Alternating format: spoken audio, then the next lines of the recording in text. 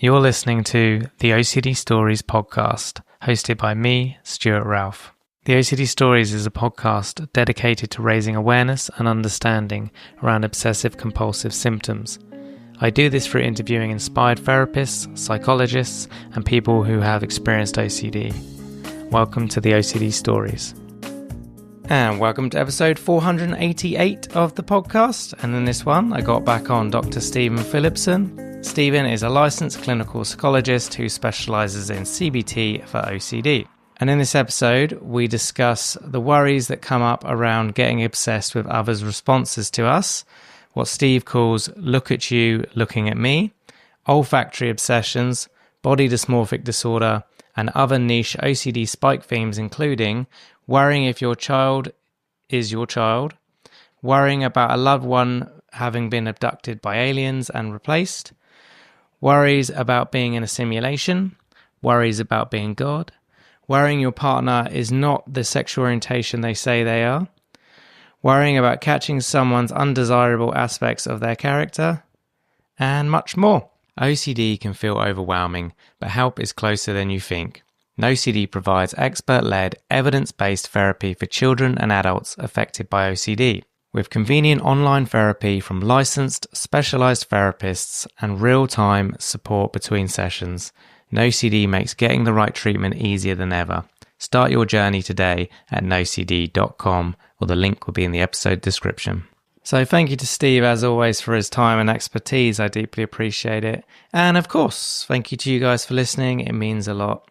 Without further ado, here is Steve. Welcome to the podcast, Steve. Thank you. It's once again, always a pleasure, and I always look forward to it. Yeah, it's good to have you back on. So we're going to talk about some niche spike themes today. Starting out with the title, which I would recommend being "Look at You, Looking at Me," which is a not so common theme that people face challenges with. We can go over some of the foundational themes that create this preoccupation. Yeah, that'd be good. Let's start. Just give us a background in why you wanted to talk about this and how it shows up. And yeah, Sure. I think every time we start, it deserves reiterating for anyone who perhaps hasn't heard prior broadcasts or even are just beginning to familiarize themselves with the topic. It's really critical to understand that the foundation of all OCD's themes is the emotional signal that ultimately manipulates and persuades a person to act in a desperate and undoing way to extricate themselves or neutralize or avoid these themes that are in sort of, to use a horrible word, reality, all mirages. But the brain is able to take the amygdala's emotional system and attach it to these extremely varied topics, creating an illusion of authenticity that very intelligent, very rational people are motivated by the emotions to behave in very, very desperate ways and very time-consuming ways to undo these emotions. And just to forgive my redundancy, to reiterate that the six classic emotions of OCD are anxiety, guilt, shame, disgust, anger, depression. I think that was all of them. that was it. Yeah. Okay, great. And so just keep in mind that, everyone with OCD has this in common, that their brain's imbalance, not their identity, is responsible for infusing this desperate sense of legitimacy to topics that are otherwise, very, very irrational and meaningless, basically. Yeah. Good. Important to reiterate that.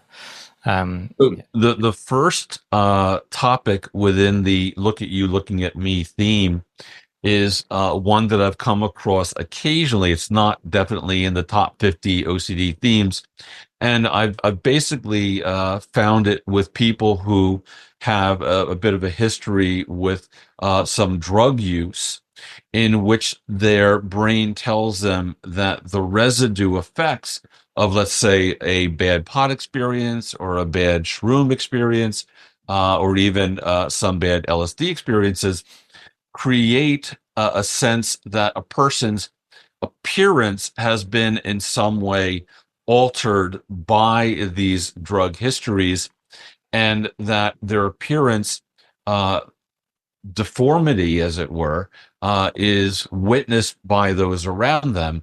And so these people become very, very tuned in to extremely subtle cues of people around them, giving them evidence that, as they say, they're freaking out their audience. And so, even looking at you now, I'm paying attention to your blinking frequency.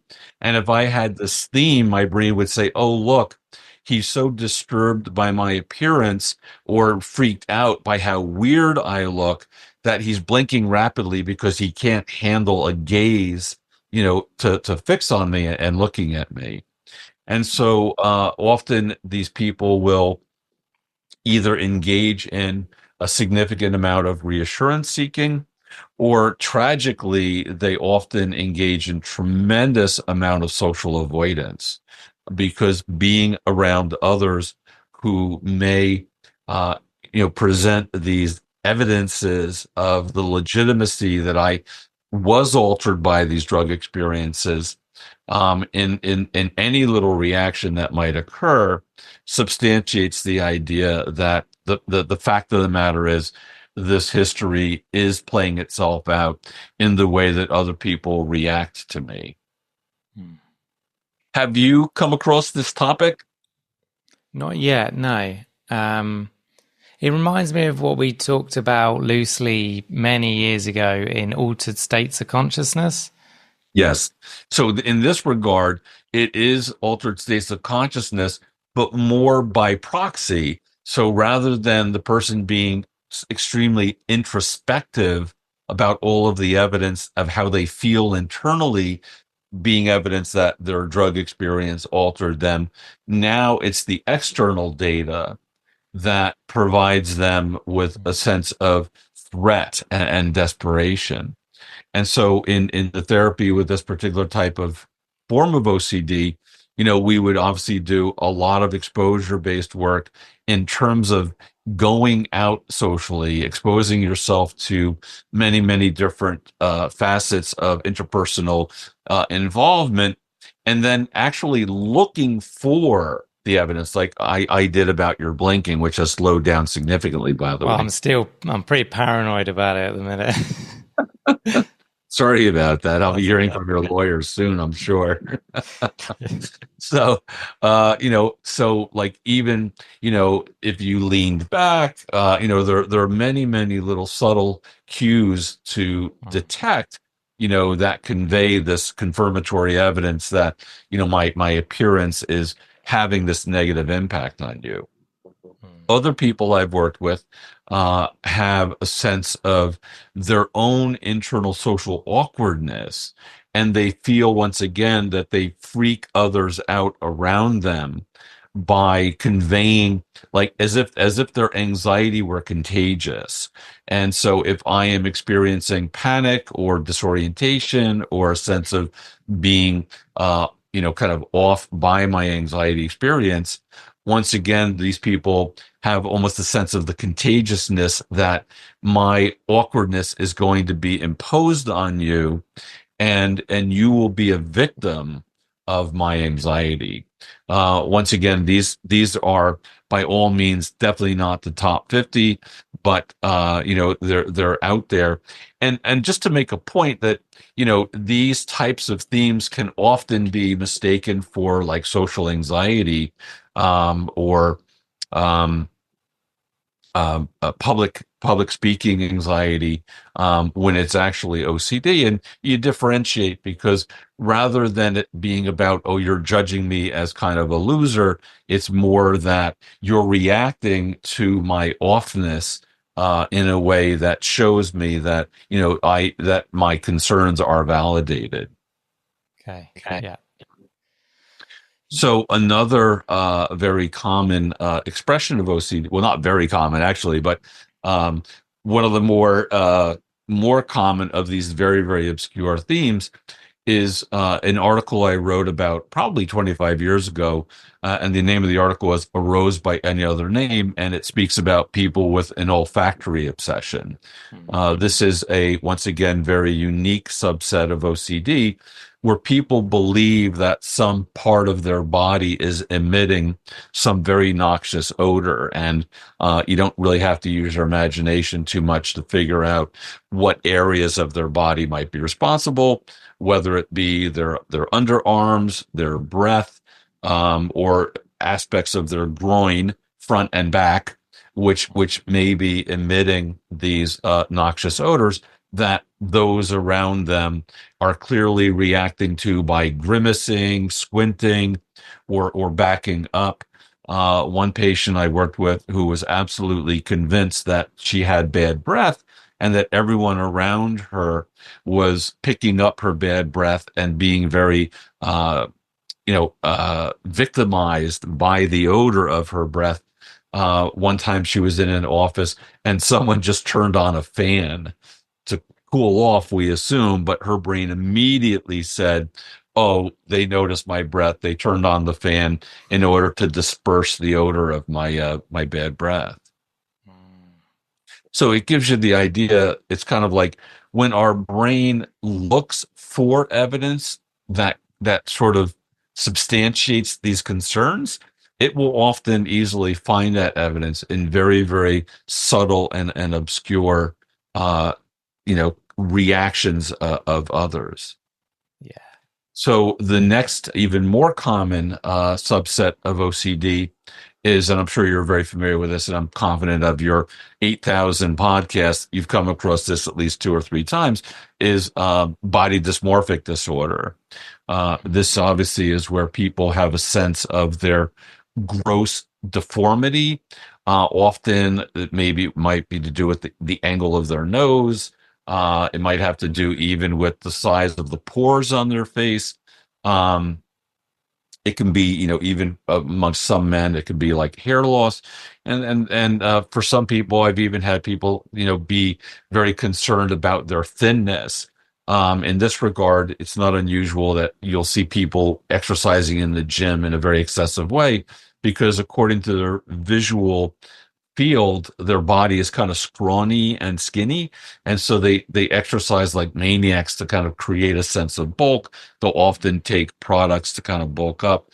But in this regard, once again, they become convinced that others are noticing their grotesqueness. And this is, excuse me, not a very difficult subset of OCD to recognize, because what the person's brain is concerned about and then what you would actually notice are incredibly divergent. So I actually have a crooked smile. If you see my lips go up higher on my right side than my left side, no one has ever noticed it. No one has ever said, "Steve, why do you have a crooked smile?" But if I had BDD, my brain would tell me that the defect of my crooked smile was basically like a flagrant beacon of ugliness, and everyone is noticing it and reacting poorly to it. So once again, in this type of body dysmorphic disorder, you really kind of have other people's reactions that substantiate the idea of the person's belief that they are, that ugly. Yeah. So Obviously, I'm sorry, go ahead. Well, as I say, in the smile example, your brain would obviously extremely blow out of proportion. You would see something that I wouldn't see. You in your mind would. I Right. had this as a kid. My brain saw something that wasn't there, and for a couple of years it was hell. Yep. But I could only describe it now as it, like a delusion. It wasn't a delusion, but I was seeing something that wasn't there. It was, you know, there's no other word I have for it. I wish I had a better word than that, but that's the only Yeah. way I could describe it. Well, it's interesting that you're using the term delusion because tragically, 40 years ago, amongst many, many mental health providers, many of these themes seemed delusional, Mm. and many people were misdiagnosed as having a delusion and therefore as being psychotic or schizophrenic, and were, very much medicated with extremely inappropriate medications. One thing that's interesting is for people with olfactory obsession or body dysmorphic disorder, and even people with the idea that their drug history has, kind of altered their appearance in a way that others notice and react to, is these subset themes of OCD tend to be associated with what's called overvalued ideation, or another name is egosyntonic OCD. And in this regard, this is the case where a person's depth of belief in the legitimacy of these topics go even farther beyond what most people with OCD carry some sense of the irrationality of the way that their brain is malfunctioning, but people with overvalued ideation, that line of delineation between it being kind of broken brain material versus a valid concern is very, very blurred, and that can make treatment success a lot more precarious. Hmm. Yeah, interesting. I was going to ask you earlier, like before you mentioned BDD, because the first niche topic you gave felt very much similar to BDD. How does it differ, do you think? The first one you gave me at the very beginning of the podcast versus BDD. Because the first one, I'm still reading your blinking and thinking he's blinking too much because So, I'm right. So weird, with I'm ugly. BDD, you often have these very specific, pinpointed defects, like the crooked smile or crooked nose or a blemish, or even the idea of like a receding hairline might look extremely gross. Um, but with the first topic, with you mean like the drug, the altered Yeah. drug effect. See, in that regard, it's more of a facial expression than a pinpointed defect.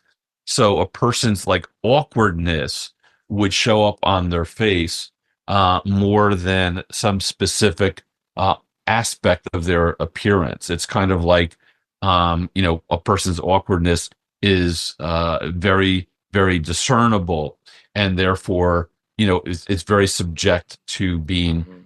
judged in a negative way, is like being like a loser or weird. Whereas with body dysmorphic disorder, it's very clearly about the grotesqueness of appearance versus the awkwardness and the defectiveness of one's demeanor. Mhm. Okay. Yeah. But that is a very, very important distinction. Mm. And another subset where the other person's reaction tends to be the foundational driving force of the spike theme. And we went over this, is where people have intrusive thoughts, that they're noticing another person's sort of inappropriate body parts, even women noticing another woman's breasts, or a man noticing a woman's breasts, or someone looking at someone's crotch and being like, "Oh my God, boy, I just looked in the wrong place." And so once again, like, people like women will be adjusting their top constantly, and so people with this spike theme or even like they'll be lowering their skirt. People with the spike theme will be like, oh my God, that's because they noticed me noticing them Hmm. and are reacting to my, creepy noticing or creepy attention to their inappropriate body part and are reacting to that. And so once again, the substantiation of these spikes comes in through the data of other people's reactions to them, on a very regular and chronic basis. Yeah. So all of these themes you're kind of giving are, yeah, it's about the other person and the data they're giving me through their behavior. And I'm overthinking and reading into what they do. Obviously with BDD, it's also, the mirror checking and the Googling and all of that stuff. But Exactly. Most with BDD, there's actually a really okay book about BDD called The Broken Mirror, basically, kind of outlining the idea that people with BDD literally can't see sort of, I hate using this phrase, but like objective reality. It's kind of very close to like anorexia nervosa, whereas a person, predominantly women, see their body design as being excessively fat, and engage in tremendous starvation to get control of that perception, but are the last people on the planet that can ever look in the mirror and have a kind of objective discerning of what's really going on with their body design. And the same thing with people with BDD, that they are not in any way the appropriate or acceptable judge of what their appearance actually is. And so you have to sort of suspend reality when you have these forms of OCD, rather than trying to gain sort of an awareness or an answer that says, oh, these things are, my illusion, they're not real. I can see that even though I have a crooked smile, it doesn't make me gross, or other people won't react to it like I'm some weirdo. Um, a person just has to be like, okay, I'm going to give my brain total license to indicate to me that other people are being victimized by my broken appearance. Other people are being victimized by my awkwardness or my anxieties, contagiousness. And I'm just going to kind of make room for the ideas that others, are having these very, very negative impact based on these variables within myself. Good points. And I think it might be worth spending a couple of minutes on olfactory obsessions, because it's not something that's ever really come up on the podcast. And you mentioned it there as, a part of my body might be emitting an odor. And there's something I experienced only for like a week, but it was, and I wonder if this falls into olfactory obsessions. And I just want to talk about it in case it resonates with anyone else, which was in a flat I used to live in. I felt the bathroom was emitting a smell, almost like a chemically smell, but I felt like something behind all the cabinets, the piping was dirty.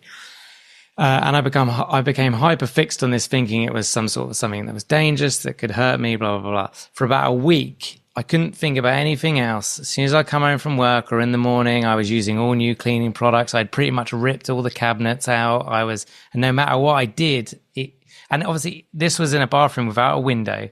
So it was getting worse. The more chemicals I used, the worse the smell got. To the point where my wife was like, I can't smell anything. But in my head, it was the most pungent thing in the world. And eventually I had to just make peace with, and it eventually passed. But I guess I'm just sharing that. So, and that's very interesting, Stu. I'm trying to think.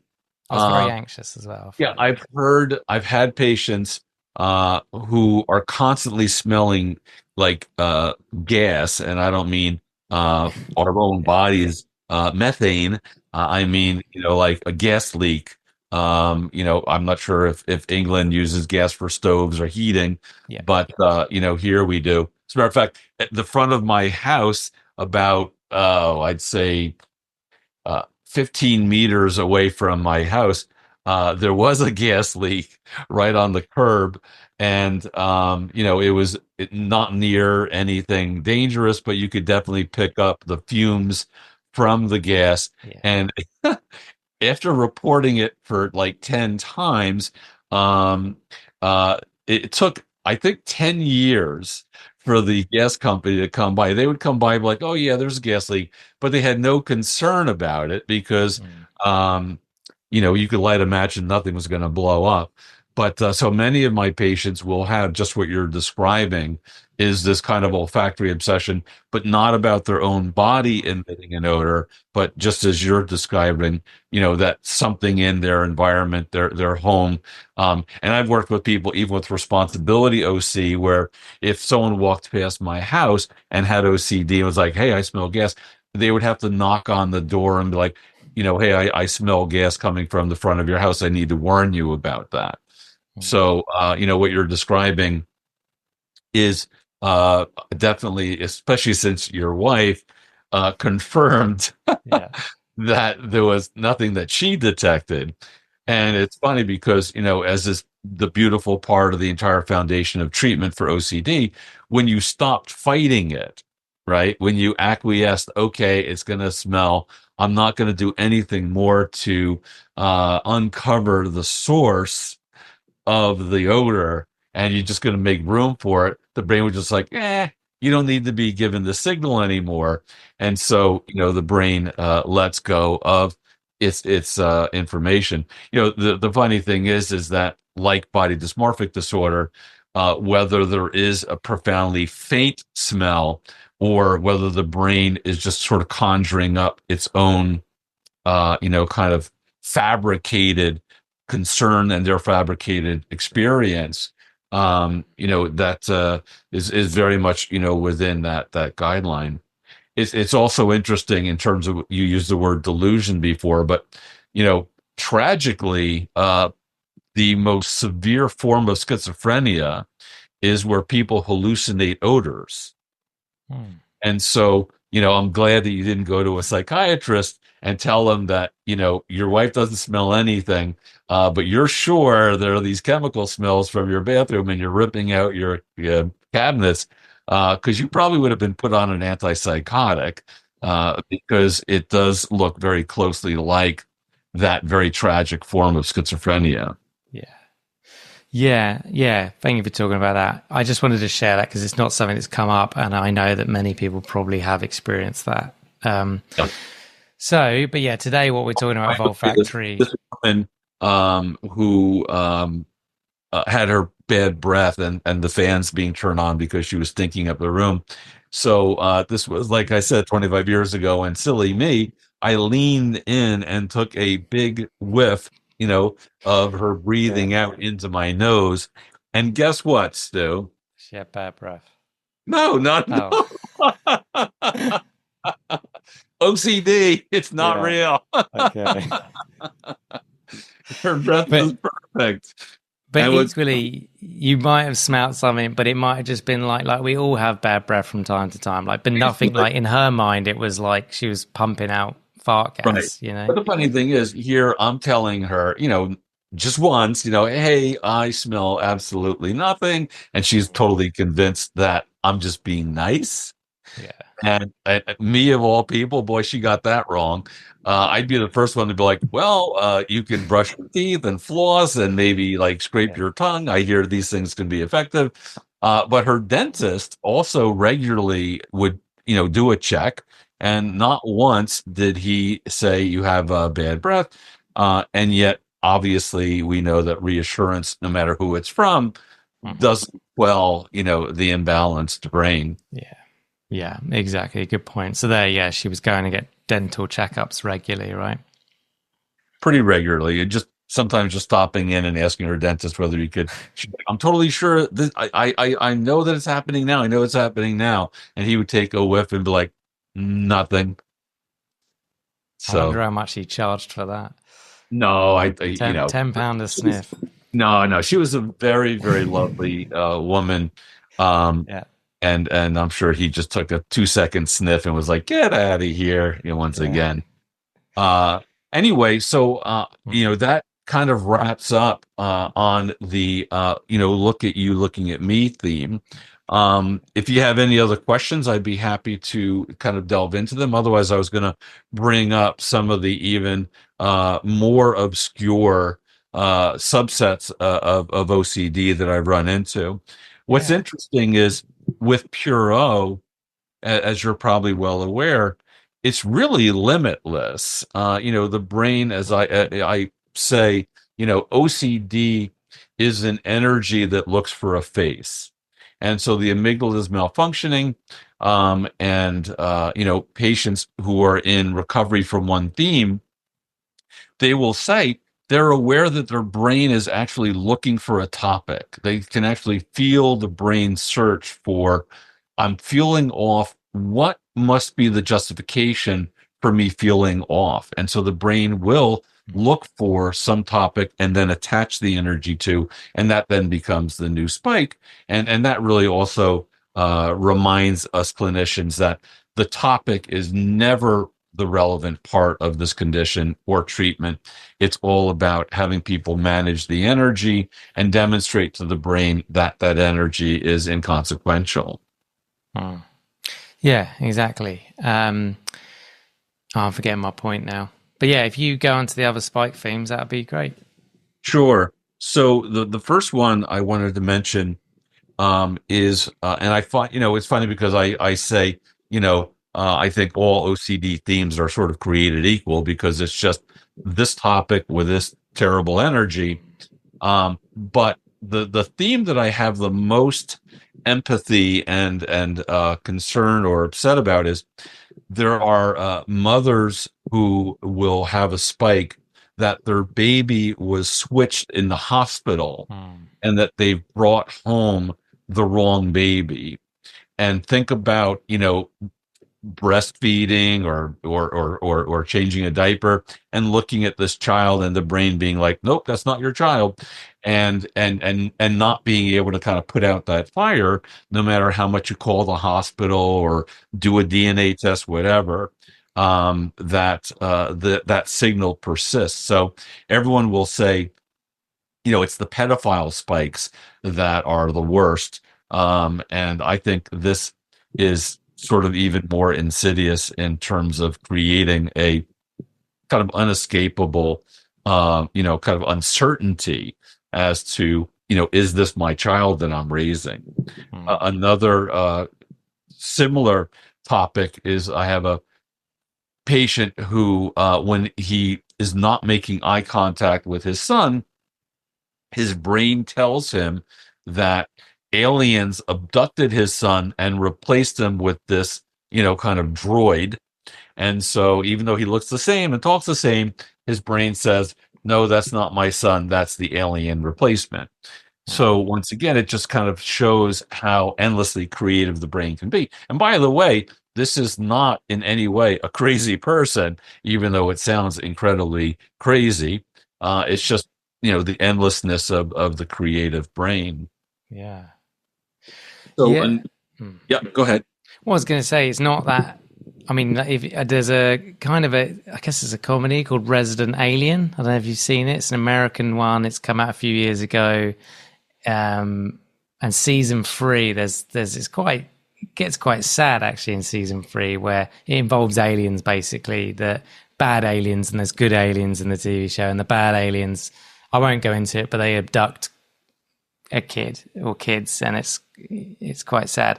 But it gets, hearing his worry, it's you could see something like that TV show, and see how you could then fixate on that idea and become focused on it.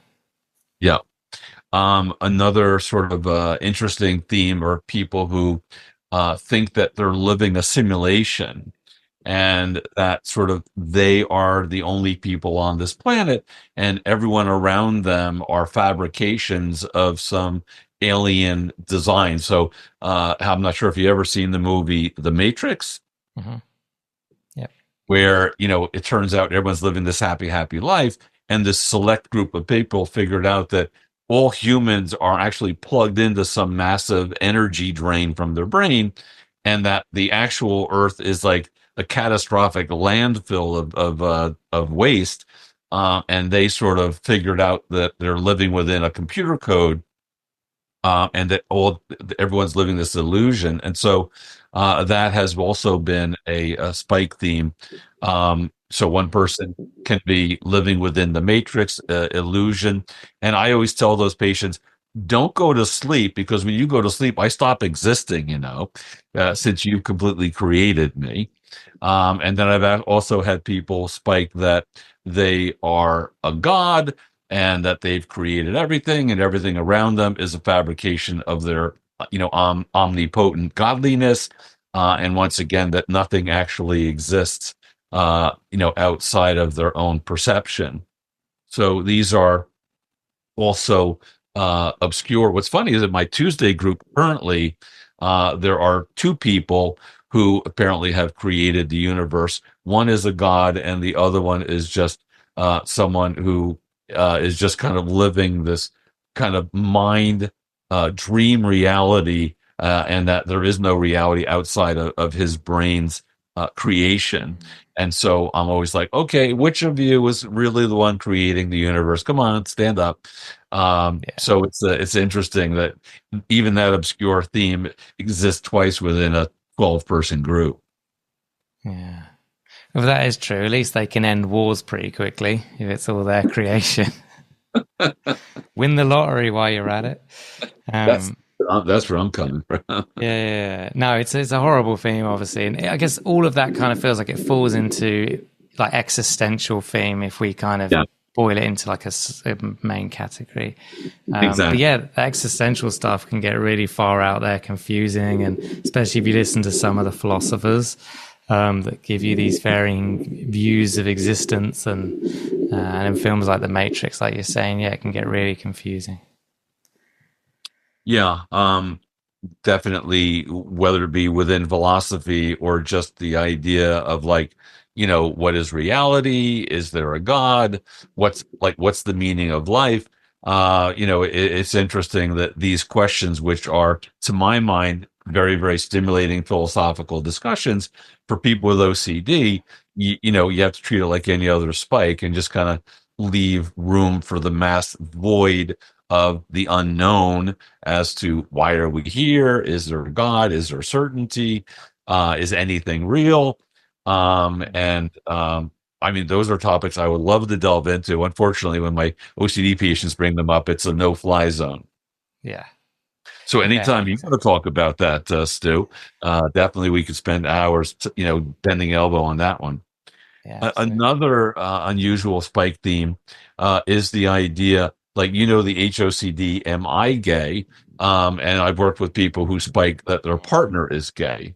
So in that regard, every little piece of evidence that looks somewhat not traditional from that other sex, becomes a spike. And, obviously there can be a lot of ruminating and ritualizing, trying to gather evidence. Is the person gay? Is the person not gay? So I call that HOCD by proxy, the idea that the question lies within the other person's world and not within the OCD sufferer's uncertainty. Yeah, and I guess that can happen the other way, right? Where, two women worrying, the other one's worrying, well, is my partner heterosexual and interested in men? Yeah, I guess it goes across all the varying sexual preferences, not preferences, you know what I mean? Sexuality. Another one is my partner cheating on me. I had a patient who literally, while getting out of the car on the driver's side and her husband would get out of the car on the passenger side, like if she didn't see him for 3 seconds, her brain would be like, he just cheated on you and you need to find out. So she obviously would engage in a lot of reassurance. She ended up getting a divorce, I think, because he sort of couldn't handle her endless scrutinizing and questioning. And her next boyfriend, the brain came out with, oh, is he cheating on me? And she used to, hang out in he was a professional. She's a hang out in his waiting room, just kind of making sure that no attractive women were going in there. And so she would sometimes even just burst into a meeting, kind of look around, make sure nothing was going on. So, once again, when a person gives into these desperate rituals, Yeah. It can be very, very disruptive. Absolutely. Yeah. 100%.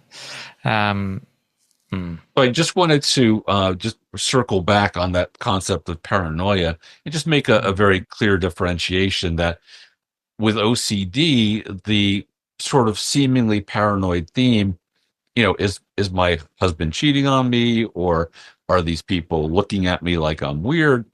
With OCD, obviously, there's a very clear energy of desperation to get an answer. And with paranoia, there is no question, it is the answer. So the person who's paranoid has what's called a fixed delusion. And a fixed delusion means that this is their absolute certainty. There's no wavering about the possibility of these things being anything other than the truth. And they will unfortunately act often in a way that substantiates their reality, that others are sort of out to get them, or others are plotting against them. And so that's really a very important distinction from the OCD sufferer who's endlessly looking for the answer, versus a person with paranoid schizophrenia or even paranoid personality who sort of has the answer and it's not really debated. Yeah, no, that's a good distinction. Thank you for clarifying. So, any other these spike themes you want to bring up? Let me do a quick check. I think I've covered the majority. Um, But like you said, it's endless, right? It's really yeah, based on yeah. each individual. As there are many individuals on the planet, there are probably that many worries, if not more. Probably not that many, but one more I just want to mention, sort of Yeah. interesting, is the idea of a contamination of a person's sort of identity or character. So I've worked with people where if I saw someone else as being, let's say, beneath me, even though I don't use terms like that, but if I'm thinking, let's say my next door neighbor is a what we call sanitation engineer, or a garbage man. I'm not sure what you guys call it in England. The guy who Bin picks man. up. What's that? Bin man. Bin man. I've never heard that one. So let's say my next door neighbor is a bin man, and obviously bin men are below me in stature. And so a person would actually have a spike that the person's kind of character has a contamination that can be transferred. And so the person's anxiety is that if they touch anything of these, kind of beneath them humans, that they can actually catch those characteristics and be sort of become that person. Once again, these are kind of more out there on the continuum, but I've worked with more than one person where someone else that they deem to be characterologically flawed, they then are afraid of being contaminated by their flawed nature. Yeah. Yeah, no, it's interesting. I mean, I see that quite a lot with my teen clients, this sort of theme. It's not always so much social status. It might be that they deem someone as a bit of an unruly kid who's a troublemaker, and then they worry they're going to pick up those traits off that kid and become a troublemaker or whatever it is. Exactly. And it's funny you said that, because the majority of cases that I've worked with that exact spike theme have been mostly teenagers. So very interesting in that regard. It's more of a age-related spike than it is a just common spike across the ages. Yeah. Yeah, and I feel like caveating. I really like bin men, because I think if they didn't do their job, bin people, it's always men down my street, but bin people, if they didn't do their job, we'd be in utter chaos and filth within a week. So it's like, yeah, really important job. Yeah, no, I certainly was not trying to be. No, I know you weren't. Yeah, yeah. No, but, there is that stigma in society, though, right? But it's actually, when you think about it, such a critical job. So I'm grateful whenever people want to do it. Yeah. So those are, for now, the unique themes on the OCD continuum. I think it's important that Yeah. people recognize that OCD is not hand washing, as I occasionally still hear. Someone will be like, "Oh, you don't have OCD, you don't wash your hands, or you don't straighten your shoes out or make your bed." So it's still a little bit discouraging that OCD and perfectionism are still so confused within the general population. Well, and among many therapists as well. Non-OCD therapists, but therapists, Yeah. which is a shame. Okay, but no, it's good. I'm glad we talked about a lot of these varying spike themes. I'm sure it will relate to many people. So yeah, I'll try and word it in the show notes so as many people can Google it and find it as possible. So let me think of an end question. I can't think of one, so we'll just go with, you got another billboard. What do you want written on it? Another billboard. Oh boy. Yeah, I would say like going to a psychologist, going to a mental health professional and an expert is not a sign of weakness. It's a sign of intelligence. So many people still think, particularly, sorry to say, in Europe, not that England is part of Europe, but Well, geographically we are. what's that? Geographically we are, but not Yeah, in the yeah, union. European continent spit you guys off, particularly the French. But many people, even in the rural parts of this country, still think of mental health and mental health assistance as a sign of weakness. And like the Italians would say, only crazy people go to psychologists. So certainly, I think that would be the billboard, that it's not that crazy people go to psychologists; it's that intelligent people go to psychologists. So that's what my latest billboard would say, Stu. Yeah. Yeah, I like that. There's still a lot of stigma around therapy, right? And going to therapy. It's definitely way better in the young population I treat now. They're much more, at least in my area of this country, way more understanding, way more accepting of therapy. Still, sometimes there's a bit of shame and stigma, but a lot of the time they're okay with people knowing they go to therapy, or, it's so I think it is changing. Yeah, I would So say it's in the taken a New while. York area, many people sort of almost brag Yeah. about going to their therapist, and many a dinner conversation is like, "Well, my therapist said X." So, but that's still sort of a small little enclave of the New York City area, rather than, let's say, Des Moines, Iowa, or Shout out Texas. to Des Moines, anyone listening. Yeah.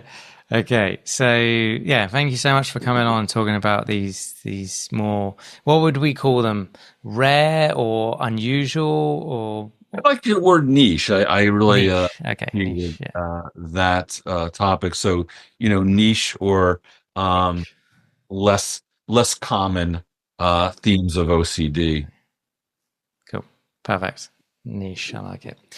All right, thank you so much as always. I had a great time as always. You're a very inspiring person to speak to.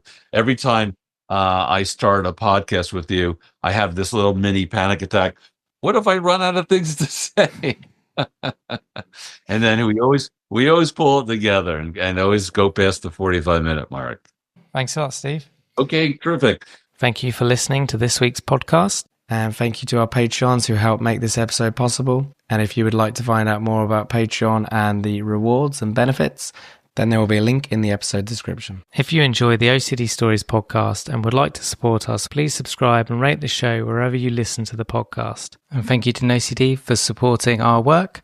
If you want to find out more about NoCD, you can click the link in the episode description. And quick disclaimer, guys, this podcast is not therapy. It is not a replacement for therapy. Please seek treatment from a trained professional. And until we speak, take care.